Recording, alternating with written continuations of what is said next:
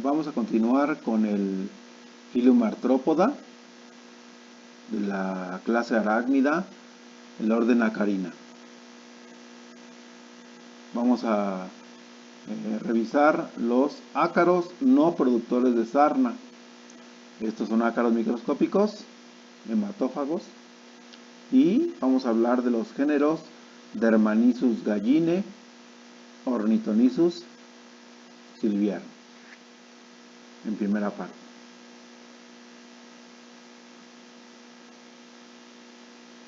Como sinonimias, estos ácaros presentan la de corucos, gorupos o chaquistes o chahuizles. Estos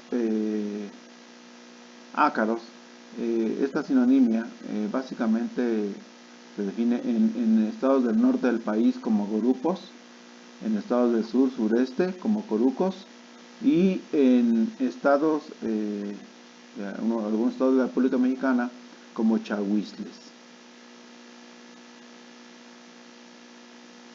El término chaquiste hace referencia a mosquitos, no debemos confundirlos.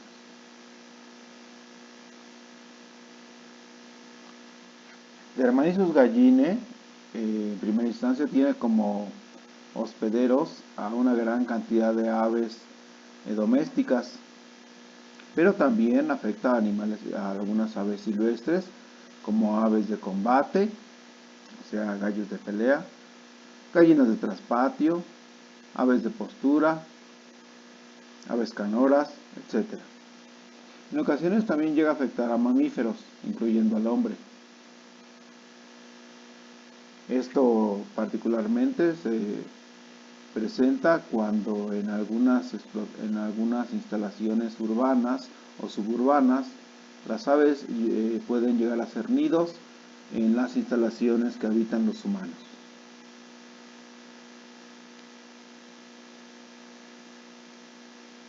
Definitivamente este ácaro ha cobrado especial interés en aves de combate, aunque como dijimos puede llegar a afectar a otras aves domésticas, a otras gallináceas, y también puede afectar a gallinas de postura.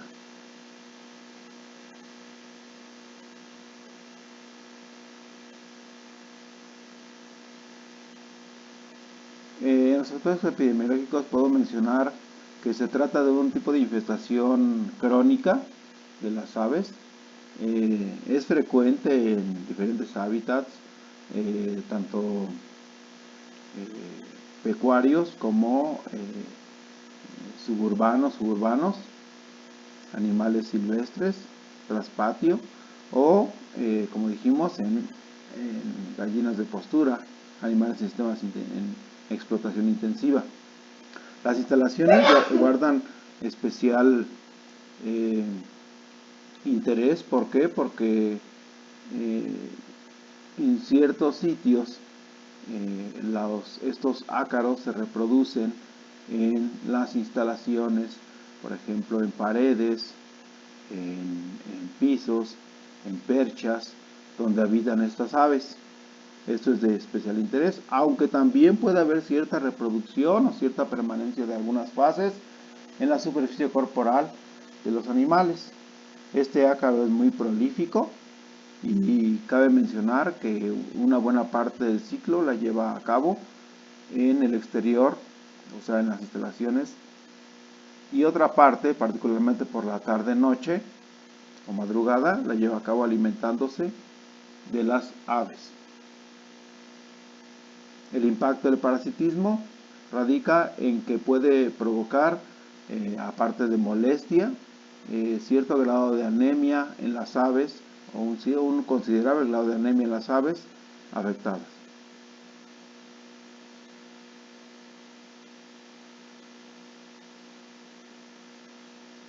En cuanto a la morfología, podemos mencionar que este ácaro corresponde a los ácaros no productores de sarna. Es un ácaro pues relativamente grande, en ocasiones si ya fue alimentado se puede inclusive observar a simple vista. Presenta la morfología de otros ácaros, un extremo anterior, una parte anterior, donde encontramos un capítulo natosoma, El resto del cuerpo corresponde a el iriosoma. Presenta 4 pares de patas. Y cabe mencionar que las piezas bucales cobran especial relevancia porque estas son especializadas para funcionar y succionar sangre.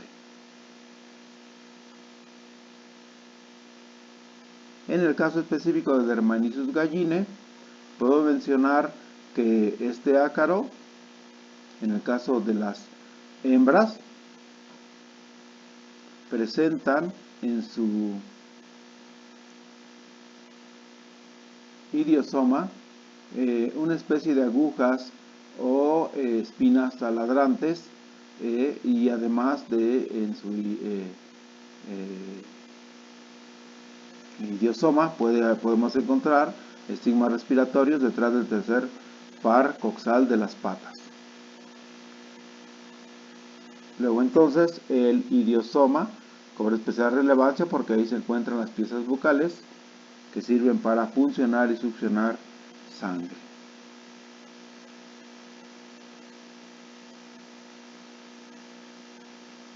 Luego entonces las hembras miden hasta 1.5 milímetros.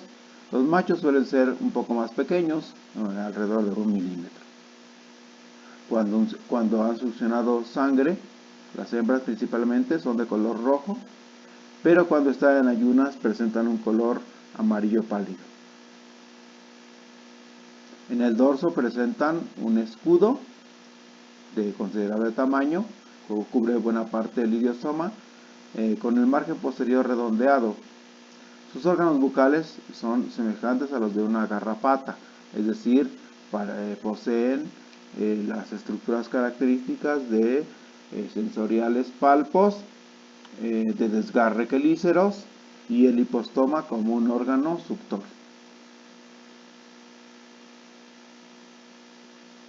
El ciclo biológico es relativamente similar a los ácaros productores de sarna. Tenemos la forma de adulto, hembra y macho, que después de la cópula producen las formas de huevo. Estos huevos desarrollan en su interior la presencia de larvas, ¿sí? A partir de estas larvas se desarrollan estadios ninfales, que pueden ser 1 o 2, y estas ninfas 2 son las que ya se pueden alimentar. Estas estadios ninfales se alimentan de sangre en el hospedero y bueno, van a dar como consecuencia el desarrollo de estadios adultos después de la muda.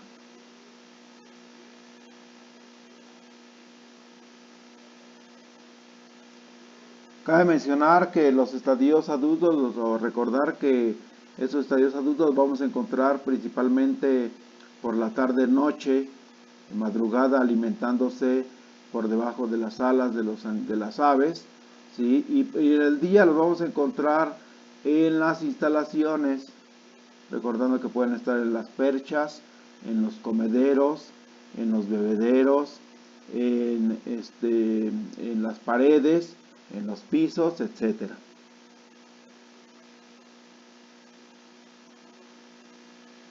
Como medidas de prevención y control de esta parasitosis podemos hablar que principalmente se desarrollan sistemas de tipo intensivo, pero también puede invadir casas habitación cercanas a estas unidades de producción.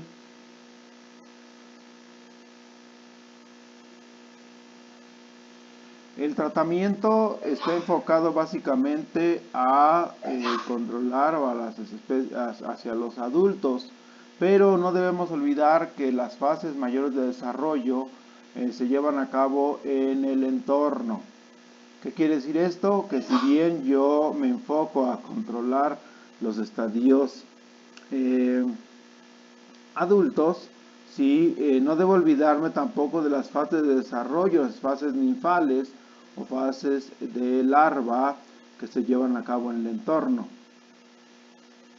Para las fases adultas sí puedo utilizar con mucha precaución el uso de algunos órganos fosforados autorizados, como podrían ser básicamente el cumafos o el dicrotofos, pero también se pueden hacer uso de algunos carbamatos, como el propoxur, que son más indicados para aves.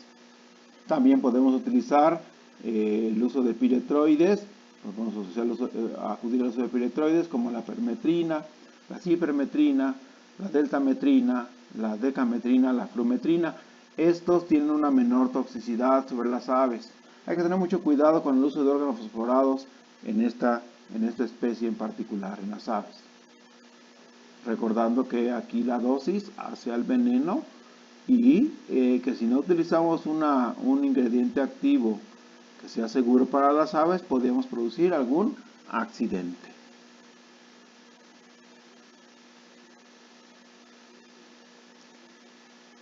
Si sabemos que durante el día se encuentra escondido en las instalaciones y de noche se sube a sus hospederos para alimentarse, luego entonces el tratamiento puede hacerse en el entorno, en las instalaciones con los productos antes mencionados, pero en las aves podemos también tener alguna actividad.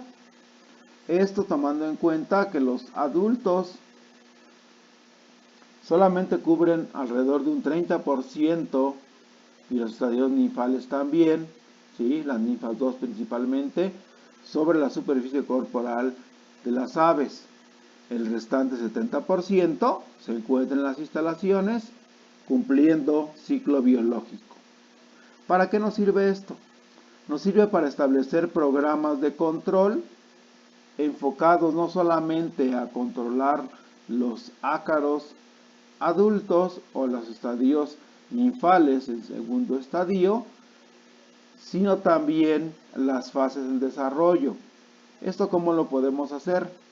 Bueno, existen en el mercado programas de control que, aplicados al alimento de las aves, una vez que estos son consumidos, van a inhibir la síntesis de quitina, controlando así las fases adultas y ninfales, es decir, aquellas que se alimentan de sangre, reduciendo el resto de la población, que sería el 70%, en un corto periodo.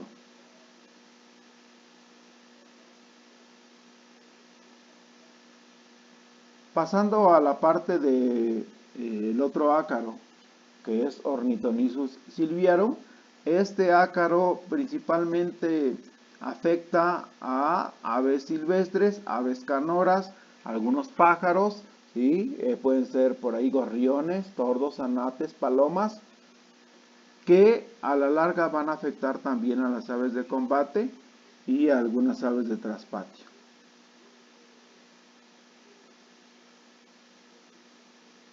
También las vamos a encontrar afectando superficies corporales de estas aves domésticas.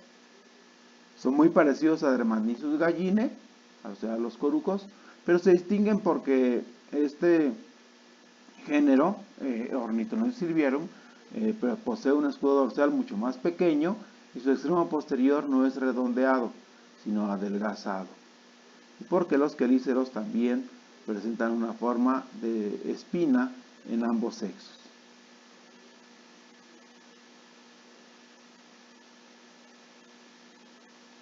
Es importante considerar en este caso el tipo de afección, que también es crónica, ¿sí?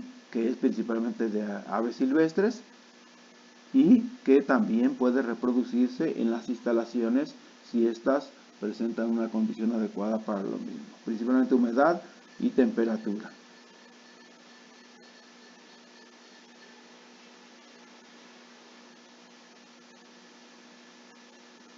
El ciclo biológico también es muy sencillo, muy parecido al de Dermanisus. Tenemos adultos hembra y macho, fases de huevo, dentro de ellos se desarrollan estadios larvarios. Después pasamos al estadio ninfal 1, protoninfa, el estadio 2 o también llamado deutoninfa, ¿sí? Y de ahí pasamos a un estadio adulto. Aquí cabe recordar que los estadios de protoninfa y deutoninfa, ninfa 2, son muy parecidos a los de los adultos. Aquí cabe mencionar que los adultos son los únicos que tienen la capacidad de reproducción sexual, es decir, son los únicos que se pueden reproducir. Los estadios ninfales son inmaduros sexualmente.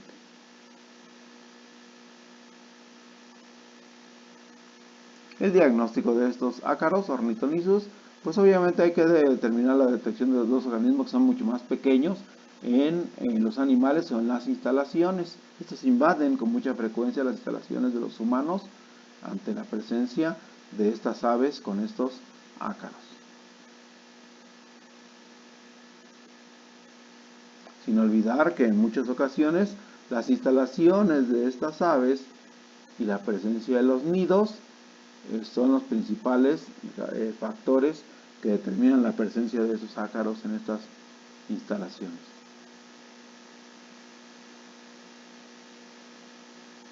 Pasamos al siguiente ácaro, que sería el ácaro Varroa, Varroa destructor, anteriormente también llamado Varroa jacobsoni, actualmente llamado Varroa destructor. Este es el agente causal de la varroasis. Este ácaro tiene como especie afectada particularmente a las abejas Apis mellifera. Podríamos hablar de la subespecie Apis mellifera adamsoni o Apis mellifera scutellata. ¿Sí? Estas abejas son afectadas por este ácaro, Varroa, ¿sí? En sus estadios larvarios, pero también en sus estadios pupales y en las abejas adultas.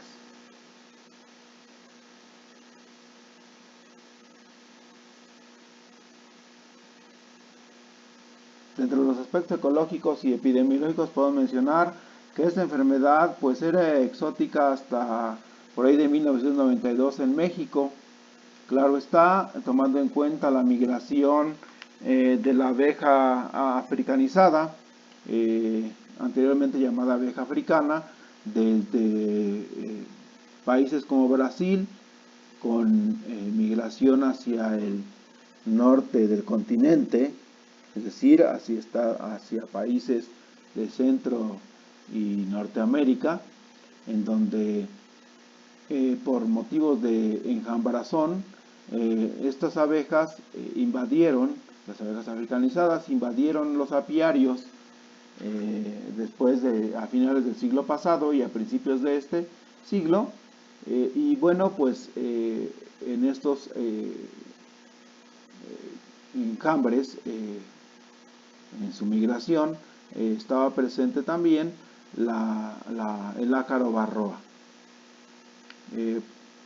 Cabe mencionar que la transmisión se lleva a cabo por contacto directo y está precisamente asociada a estos individuos que llevan a cabo una enjambrazón, tomando en cuenta que la abeja africanizada tiene una mayor capacidad de enjambrazón y que se ha ido adaptando a lo largo de las décadas hacia los apiarios en todo México y Centro y Sudamérica. Está asociada también al ingreso de algunos intrusos, particularmente abejorros u otros artrópodos que se introducen a la colmena, ¿sí? Afecta un gran número de abejas dentro de la misma, debilitando a estos individuos y a esta unidad productiva. Ocasional y gradualmente puede estabilizarse esta problemática en la colmena, pero esto obviamente se lleva a cabo cuando el apicultor toma medidas específicas dentro de la misma. Si hablamos de este ácaro, tiene una morfología muy sui generis. Se trata de un miembro del phylum Arthropoda, del orden Acarina, de la clase Arácnida. Hablamos entonces de que tiene un capítulo natosoma, un cuerpo idiosoma y una forma muy peculiar de su tegumento con una gran cantidad de sedas o cerdas en su tegumento exterior.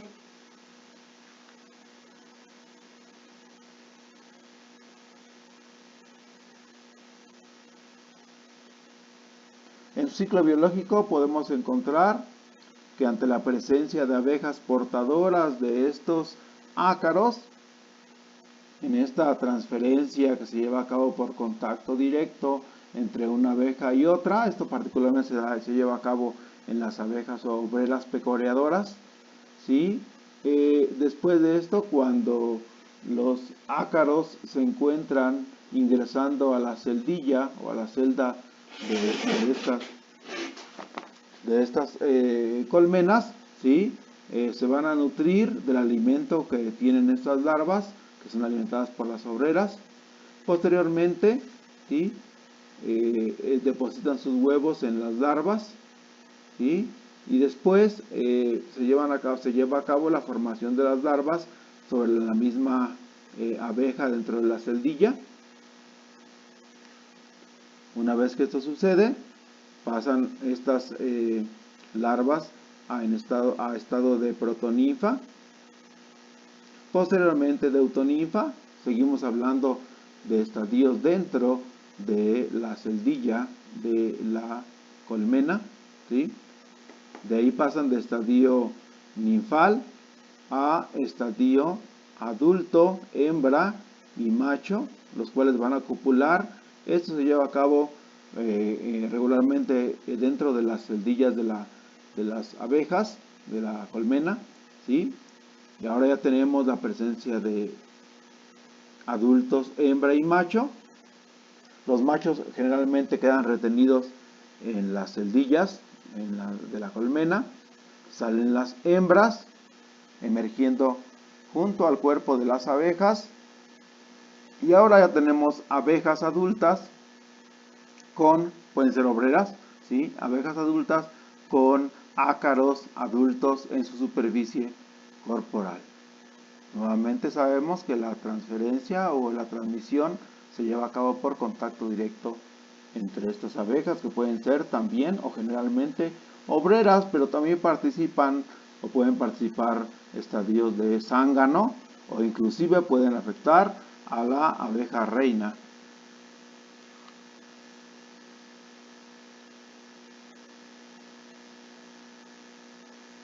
Es importante considerar que dentro de la patogenia, las hembras de Varroa se nutren de la hemolinfa de las abejas, es decir, su acción patógena es expoliatriz hemolinfófaga, es decir, se alimentan de la hemolinfa de las abejas. Pueden llegando a succionar en aproximadamente unas 2 horas hasta el 48% del peso corporal de las abejas.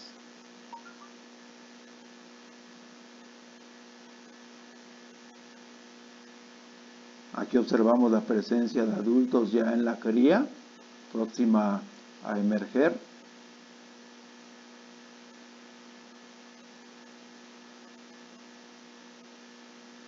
Y aquí obviamente ya el daño ejercido sobre las obreras en sus estadios también ninfales.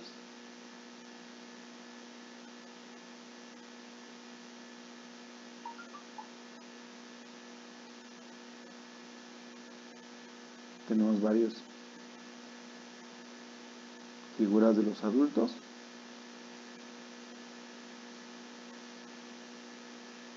Y pasamos a la parte del diagnóstico. El diagnóstico lo vamos a llevar a cabo mediante sobre la colmena principalmente.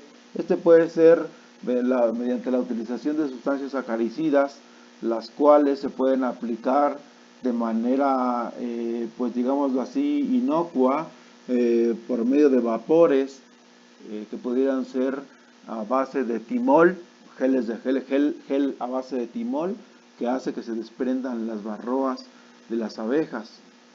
Pero también se pueden utilizar sistemas un poquito más mecánicos, utilizando alguna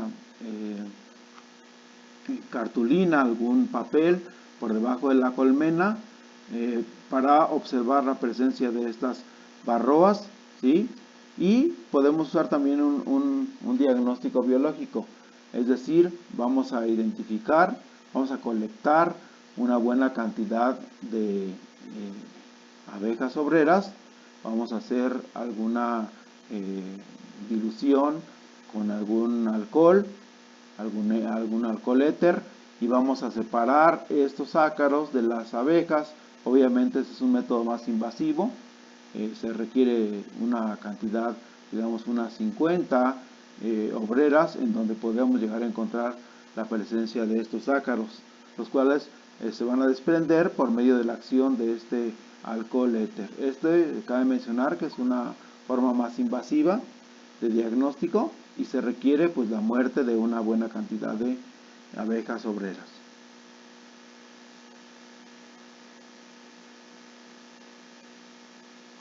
El diagnóstico diferencial debemos hacerlo con algunos otros artrópodos, por ejemplo, la infestación por este otro artrópodo que es Praula seca, que puede ocasionar más de una confusión por su parecido con Varroa.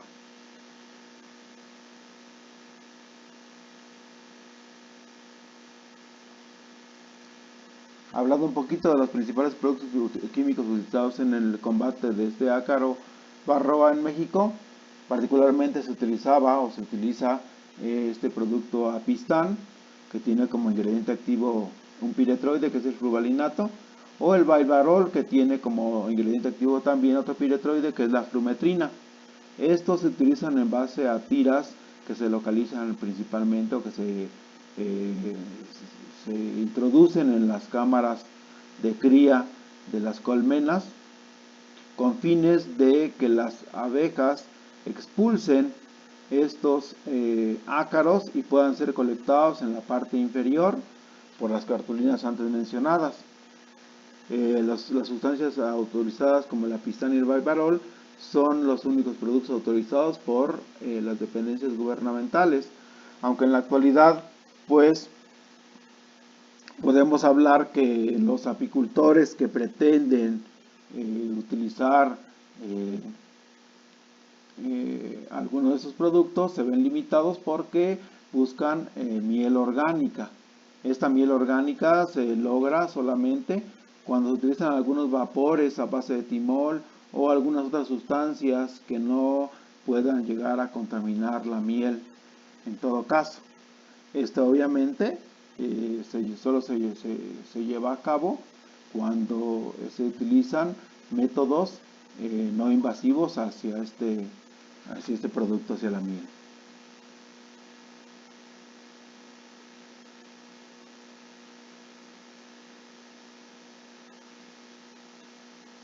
Los programas que se han utilizado en algunos estados de la República, ¿sí? Básicamente depende también de la dinámica poblacional de este ácaro, o sea, ante su mayor presencia, que es en el sur, por ejemplo, del Estado de México, de marzo a mayo, ¿sí? El tratamiento se tendría que hacer en otro mes donde no sea invasivo, que donde no haya un flujo de néctar específico, por ejemplo en el oriente de agosto a septiembre, y el tratamiento se tendrá que hacer en diciembre y enero, nuevamente ante el bajo flujo de néctar, ¿sí? Y en el occidente del Estado de México, por ejemplo, el control biológico será en abril y mayo, y en noviembre tendremos que hacer el tratamiento no invasivo.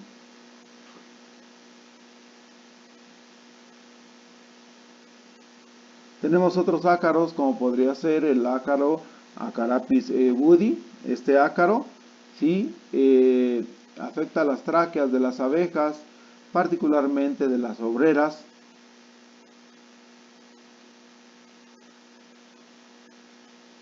Afecta principalmente a las abejas jóvenes, las obreras, como dijimos. Las adultas suelen ser inmunes a la penetración del ácaro. Tenemos como sinonimias que serían las de traqueitis acariana, una acarapidosis, o la acarinosis o acariosis de las tráqueas de las abejas.